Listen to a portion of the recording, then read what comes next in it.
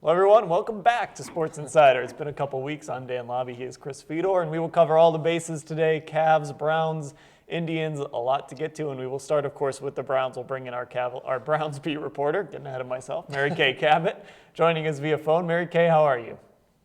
I'm great, guys. How you doing? Doing okay, Mary Kay. Trying to figure out, exactly what the Browns are trying to do with this new structure, and it seems to be very analytics heavy. Paul DePodesta brought on board. Of course, Sashi Brown, a big analytics guy. It's kind of what everyone is talking about. Are you a little surprised that the Browns are going this route? Yeah, you know what? I didn't really see that this was the whole paradigm shift that was coming. I really didn't understand it, that's what they were doing until they made Sashi, the executive vice president of football operations. I heard they were doing things, but I didn't know exactly where they were going with it. I knew that maybe Alex Shiner was in line for something, a different title, which at least to this point they haven't done yet. So yes, I was a little bit surprised. And then when they hired Paul, I really liked that hire.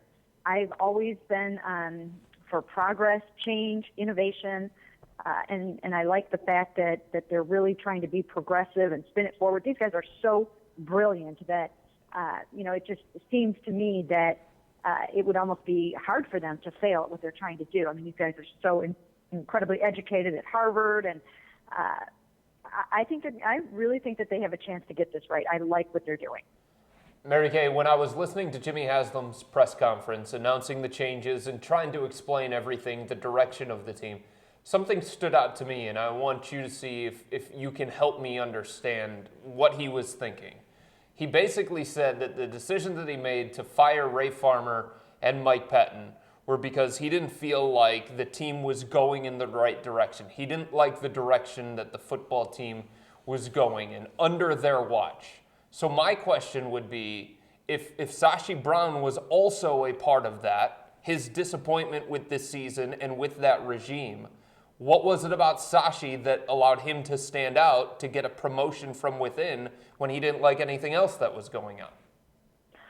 Well, I think what he's trying to say there is that there was already trying to be sort of a push towards more of the analytics, sort of numbers-driven side. They wanted to be involved in football decisions. How often have we heard over the last year or so that Alex Shiner wasn't staying in his lane and that he was trying to get more involved in football? And I think this is what it was about. It was the push towards analytics and being able to be involved in football because you're basing some things on the numbers and the statistics and the probabilities and those kinds of things. So I think that's what he was talking about, and that perhaps the two sides, weren't really in concert on that. That maybe Ray and Mike, weren't, they wanted to handle it from a football, old school perspective, and maybe the things were not welcome that they were getting from the business side. So I think that's what Jimmy's talking about. Now he wants there to be a lot of collaboration between the business side and the football side. And this is the way that they're going, and Sashi was sort of the bridge to those things. Mary Kay, it seems like maybe there's a misperception out there that Sashi Brown and Paul DePodesta are going to be sitting in the draft room, the draft war room with spreadsheets and whatnot, and there aren't going to be football guys making the decisions. But ultimately, there will be football guys, a head coach and a general manager. How much say are they going to have? Sashi's got the final 53, but how much say are those two guys going to have in who the team drafts, who the team signs? Maybe that's hard to say because we don't know who they are, but just kind of your guess.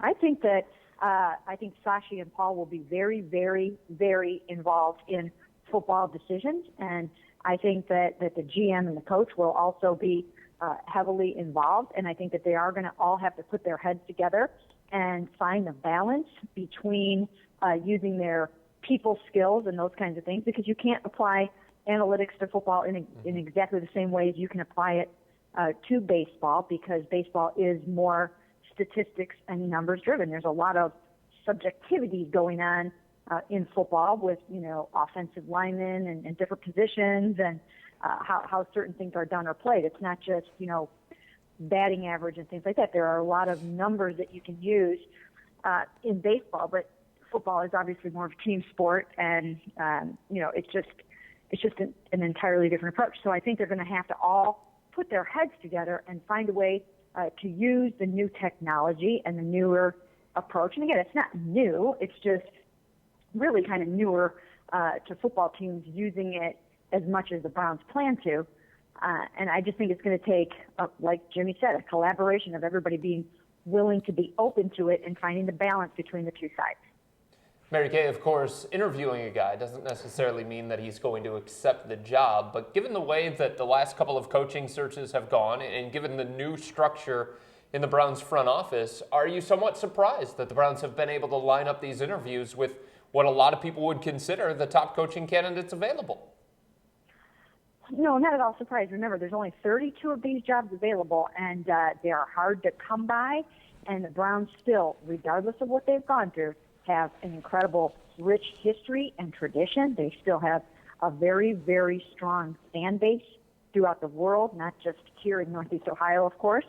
And it's still a really great opportunity and a great job for someone. So I'm not surprised about that. Now, when it comes down to actually landing maybe the top one or two candidates, if they have a chance, to maybe go to another place where there's been some stability, like New York, I think that they would probably weigh something like that very heavily over a place where the last four coaches have lasted 2 years or less.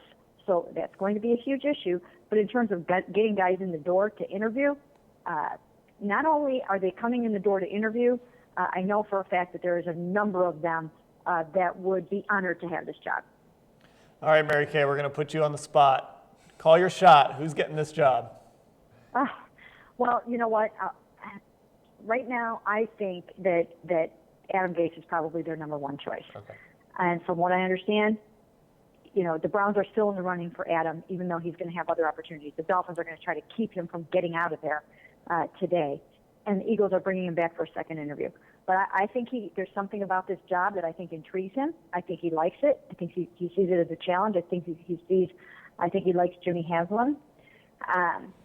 And I know the Browns want him.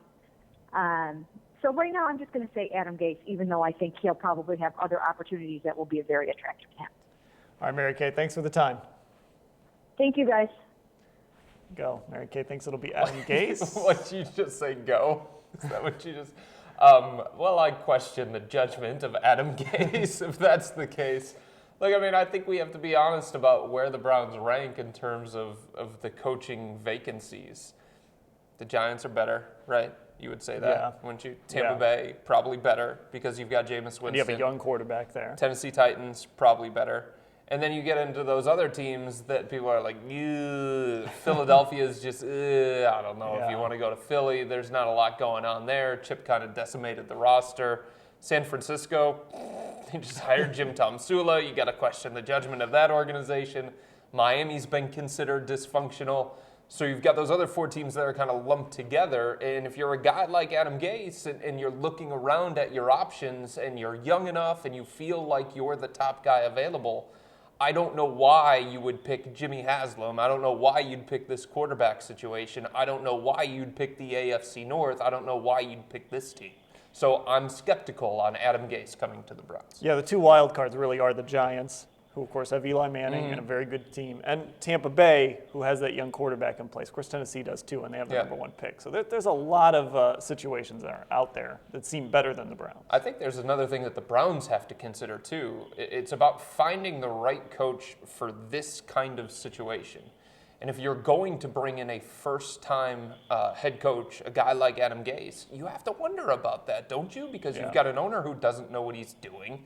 You've got a president who's not a football guy. You've got Sashi Brown, who's not a football guy. You've got Paul DePodesta, not a football guy. So you wonder about the lack of experience in the entire organization if you're going to bring in a first-time head coach. Whereas if the Browns were to go with a guy like Hugh Jackson, he's got head coaching experience. This might be a better situation for him to thrive. All right, let's shift gears and talk Cavaliers. We'll bring in our Cavaliers beat reporter, Chris Haynes, to join us via phone. Chris, how are you? Doing fine, guys. What's up? All right, Chris. Kyrie Irving, the last two games, has started to look a lot like the old Kyrie Irving. What have you thought of his last two performances? Man, he's looking good, man. You can still see during spurts of the game where his timing is off a little bit. His handles, as great as they are, they're still not as crisp as they would be in midseason form. There were a couple of isolation sets where he completely lost the ball last night. But I think once he starts getting into a rhythm, and we definitely seen that in the fourth quarter last night, man, it's all coming back to him. Everything is there. Finishing at the rim, the lightning quick first step, the deceptive speed, changing of pace. It was all there, and he was definitely had some extra motivation going last night, and it was just good to watch to see him back playing up to his form. You brought up that extra motivation. The Cavs went into the game saying that they had some motivation because they wanted to pay back Washington for the loss earlier in December, and of course there's the whole Kyrie, John Wall thing. Explain how that came about, and you were telling me earlier, Chris, about a video that the Washington Wizards showed in the game that probably fired up the Cavs and Kyrie a little bit. Yeah, think about it. The Washington Wizards gave the Cavaliers their lone loss home, their lone loss homes, their lone loss at home this season. And then you add in the fact that John Wall, his comments made about a week ago, saying that basically the All-Star voting system is a fraud, and it's a joke that Kyrie is second, among guards. And at the time when the results came out, Kyrie only had played in 2 games. And John Wall was recently named the Eastern Conference Player of the Month. So he was a little upset about that. Obviously, I talked to Kyrie a couple of days ago, and he said they actually talked after that. John Wall made those comments and made peace. Everything was cool. Everything was straight. So leading up to the second quarter, when the game was pretty much close, the Wizards' in-game presentation crew decided to play a video spoof. It lasted about a minute and a half, and it was a video of fans who were wearing Cavaliers jerseys, Cavaliers apparel, walking into the arena, and they would go to them and ask about five random fans who should be an All-Star, Kyrie or John Wall. And you can tell that these fans were forced to say John Wall. Everybody said John Wall, John Wall. So basically the video was just to try to get John Wall some extra votes. But it just didn't look right. Even in the arena, the fans, they were looking up at it, and it was just an uncomfortable feeling. It was really awkward. The Cavs, it was a timeout for the Cavs. They were looking up and watching the video. And then for John Wall, it had to be an uncomfortable situation for him. This was a situation that he wanted to put behind him. And so for them to put this video up, his own team, it was just bad taste. And then obviously, Kyrie's supposed to be on this minute restriction, but he ends up playing every single minute in the fourth quarter and exploding for 19 points. So, hey, was there extra motivation? You let me know. I asked him about that. He kind of smiled and laughed and said, no extra motivation. But come on now, that was just bad taste by the people within the Wizards organization. Chris, we're coming up on a stretch of games where we're going to get to kind of find some things out about this Cavaliers team. They have that Texas road trip where they have to play all 3 Texas teams. That's always difficult for NBA teams. And then they come home and they face Golden State in the rematch of the Christmas Day game. What are these games going to tell us about the Cavaliers? It's definitely going to be a good test. The good thing about it is for most of this trip, they got a day off in between games until that final back-to-back. In Texas to end the trip. But, we want to see how good this team is whole. This is going to be the first, really true test. When I mean whole, and Kyrie got more games under his belt. Iman Shumpert has more games under his belt. They're getting some continuity. David Blatt is getting more, even though you may question, his rotation or the lack thereof, this is the rotation. So, he wants to build some continuity with it and see what they worked on the last couple of weeks. So it's going to be real tough, man. I'm looking forward to that Texas trip. It should reveal a lot. It should reveal, where this team is at. And, I think most people believe that this is the team to beat in the Eastern Conference, and rightfully so. We'll see if we'll still believe that after the Texas trip. Chris, you mentioned the Cavs hole. That's something that they were waiting for. It's something that the fans were waiting for. In your opinion, the Cavs hole, are they the best team in the NBA? Nah, I still can't go there. Talent-wise, yes. I mean, come on now. How can we disrespect the Golden State Warriors like that? You know, they I don't know. they Everybody else did this offseason. Well, everybody else did, but can we learn from our mistakes, please? I mean, can we progress as a fan base of the league? I mean, come on now. I mean, it's obvious. The Warriors are not even whole. You know, they don't have Harrison Barnes, who was a key cog, you know, to what they do over there. So no, I'm not going to go that far. Do they have the potential to be the best team? Yes, obviously yes. But come on, man, the step that the Warriors have taken after winning the championship, man, it's unbelievable. You've never seen anything like it, man. So I can't go that far. Do they have the potential to be the second best team? You know, that's definitely a debate. Them and San Antonio, but I'm not putting them over the Warriors right now. Chris, there's always a conversation about title contenders versus playoff contenders. In your opinion, based on what you've seen here in the first couple of months of the NBA season, understanding that there's a long way to go and a lot of things can change, how many true title contenders do you think there are? Probably 4. I would say there's only one in the Eastern Conference right now, and that's Cleveland. Over in the West, you got Golden State, of course, San Antonio, and possibly the Clippers. Possibly, because they have the talent.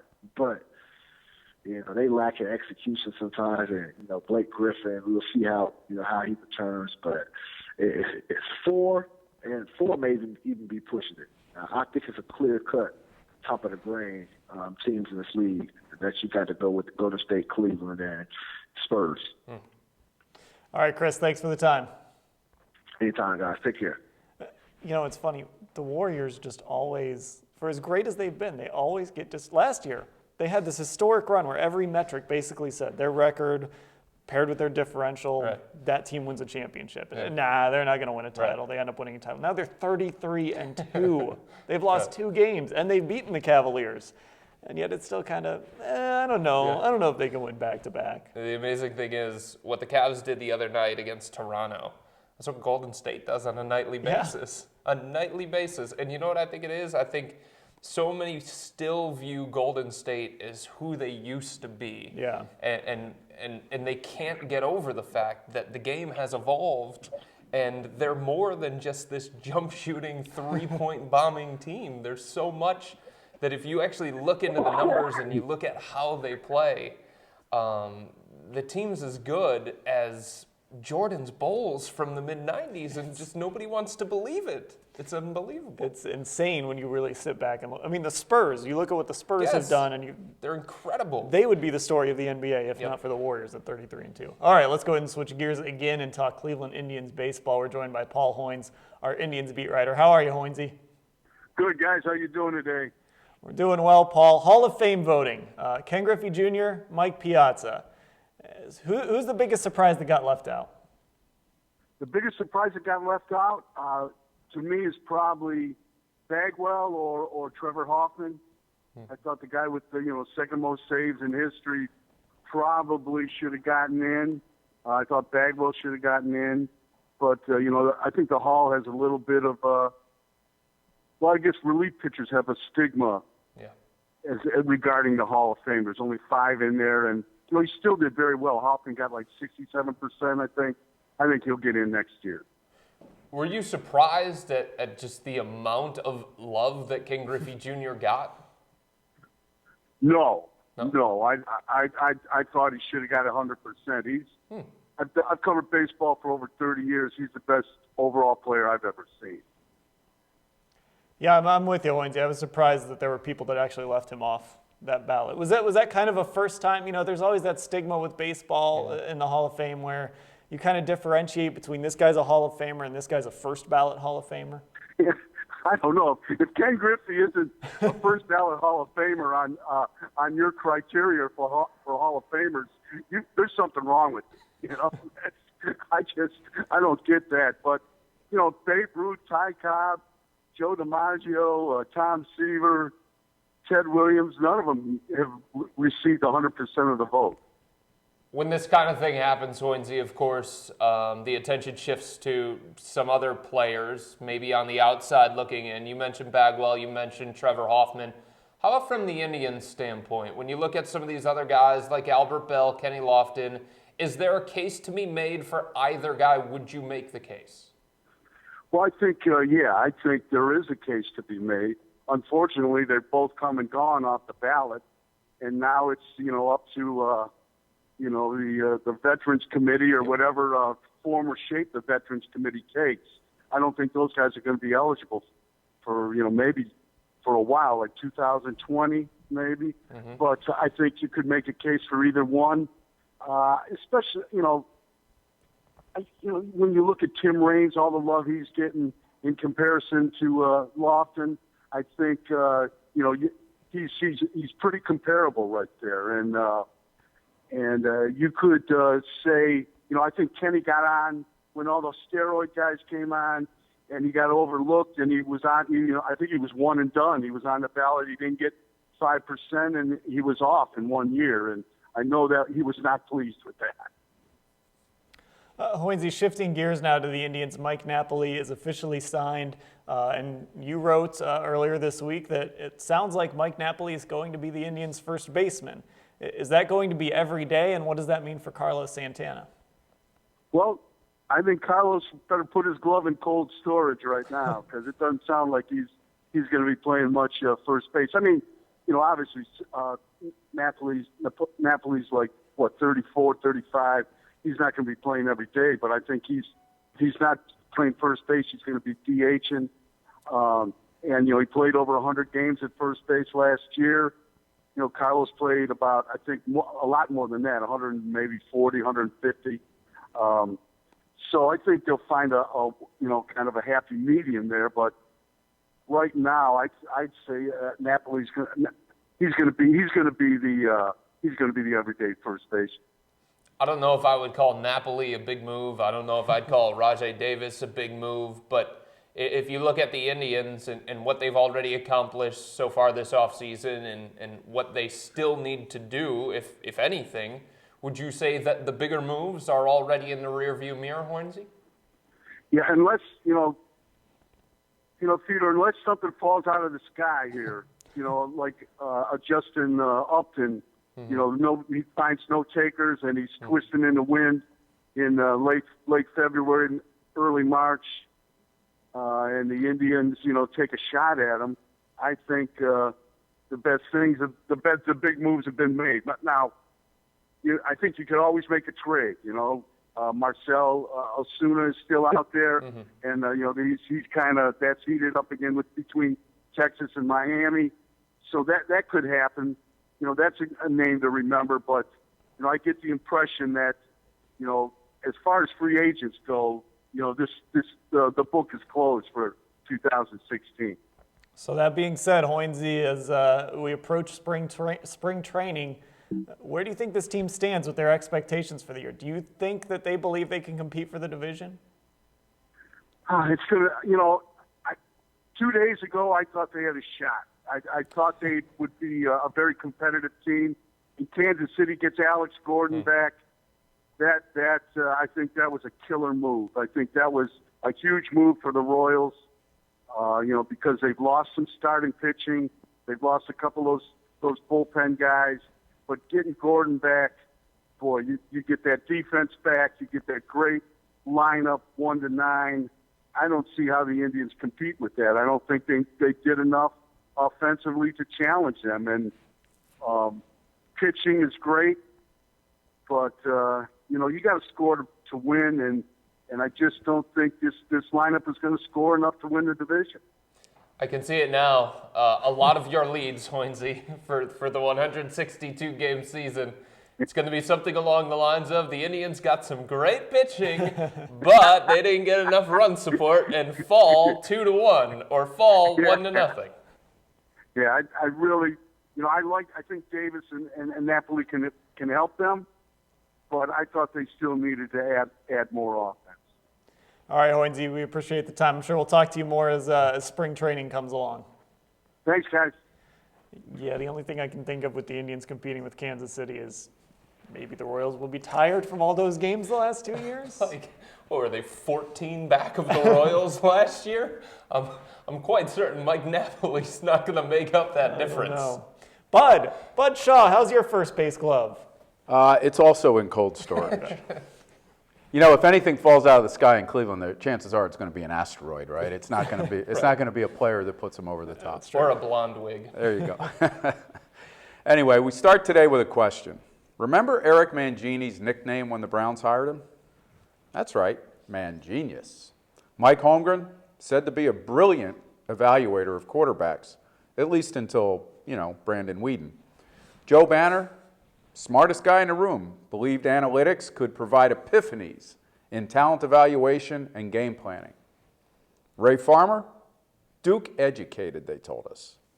Now that the Browns have doubled down on high SAT scores in promoting Sashi Brown and hiring Paul DePodesta, it's fair to ask what it all means. Even fairer to wonder how this structure and emphasis on analytics will play in head coaching interviews. My guess is that it will narrow the candidate pool, if not as much as Banner's ego and Lombardi's reputation did, but enough to be a concern for an organization that could use, above all else, a great head football coach. Analytics is nothing particularly new. Banner commissioned a quarterback study that pointed to Teddy Bridgewater as the top choice. Doesn't mean it was right, but the pick of Johnny Manziel and the issues that have followed make the Browns look foolish on that front. So did other decisions, as our first commenter points out. If only it were that simple. The bigger fear is that Ray Farmer actually did use analytics to back up that opinion. Our second comment captures what I believe is the mood of most Browns fans, that analytics and how the Browns have structured their organization can't make things much worse. And I also happen to believe Jimmy Haslam agrees as he tries to reduce the margin of error for a team that has led the league in error since he bought it. The bigger question in this part of the organizational rebuild is if head coaching candidates agree with that assessment. Until the Browns put their football people in place, starting with the head coach, we really won't know how this thing is going to work. You could argue we might not really know until the next Browns team starts, let's say 0-6. What then? What if Haslam's football coach is telling him Brown and DePodesta are interfering? What if they're telling Haslam his football coach is ignoring significant input? Haslam has more invested right now in his front office than his next coach. So who will Haslam side with? Is that a worrisome question for a head football coaching candidate who already looks at the Browns and sees Haslam as trigger happy? I would think so. Can this work? It better. Or will the only bottom line change be the name of the coach and the date of his ticket out of town? Guys? We can talk all we want about coaches and whatnot, but I have open on my computer right now from MMQB a story about teams wanting to get bigger chunks and score on single plays. And the bottom line, guys, it comes down to, do you have a quarterback? Do you have guys that can go get the football? Hire any coach you want. You better get a quarterback and some receivers too. I just think a guy who's got other options, Mary Kay suggested that maybe Adam Gase would end up here. I just don't see it. Yeah. Not only isn't there a quarterback position settled here or weapons, but he doesn't have the benefit of knowing Sashi Brown and Paul DePodesta. Right. So all he can go by is hearing that they're easy guys to get along with. But when he really looks at it, he's going to say, how many layers of bureaucracy are? It might be more than that, better than that, right? But how many layers do I have to work through here to have the authority over a locker room and to do the kind of things I think are right? And with that, it may turn out that those guys are the greatest support system ever. Browns history speaks otherwise. Yeah, and why would you take a chance on that if you saw a traditional operation where you had say in maybe the 53-man roster? Right. I think the top candidates will probably get something close to that. Right, and I don't want to give a new head coach all of the power in the world or a new general manager all the power in the world, but as you said, Bud, you have to entice somebody to take this job. That's the position that you've put yourself in based on the decisions that you've made for the last couple of years. your organization is not very enticing. So I would think that you would want to make it as enticing as possible. And it doesn't mean that this structure can't work, and it doesn't mean that I'm unhappy that the Browns actually came up with a vision, a vision where it seems like they're all on the same page. There are pros to this setup as well, but the cons, I think you're going to see when they're trying to find a new GM or whatever they're going to title the guy, and new head coach. And those two things in an organization are so vital to the success. And I don't know who would want this job based on the structure. Yeah, well, there was an interesting tweet after the Browns hired DePodesta. Someone said, if the Patriots made this hire, it would be lauded as brilliant. Because it's the Browns, you say, what are they doing with this? Like, yeah, so your reputation precedes you. Yeah, hello, there is this phrase in life called benefit of the doubt. Yeah. One team has earned the benefit of the doubt, and the other one hired Rob Chudzinski and Mike Pettin. And the bottom, it's talent. It's all about talent. Well, yeah, and if the Patriots had done that, Dan, people would look and say, that's another component to what is already a strong football organization. When it happens here, especially with these two hires still with, out there, you look and you go, who knows anything about football in this group? Right. That's fair. All right, that'll do it for Sports Insider. Thanks to Chris Haynes, Mary Kay Cabot, Paul Hoynes, and of course Bud Shaw. For Chris Fedor, I'm Dan Labbe. Thanks for watching.